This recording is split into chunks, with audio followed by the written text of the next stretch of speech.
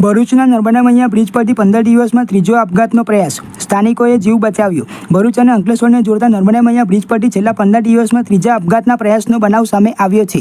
જોકે આ વખતે પણ સ્થાનિક નાગરિકોની સમયસરની કાર્યવાહીથી એક વ્યક્તિનો જીવ બચી ગયો છે।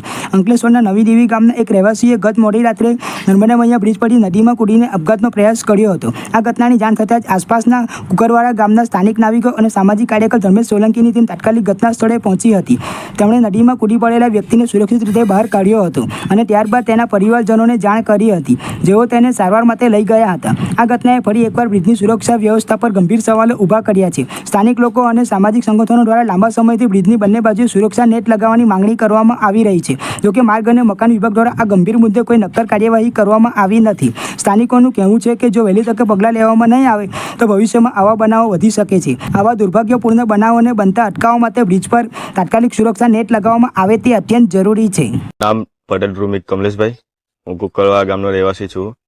હું મચ્છી મારતો હતો, તે દરમિયાન એક બોડી પાણીમાં તરતા આવી હતી।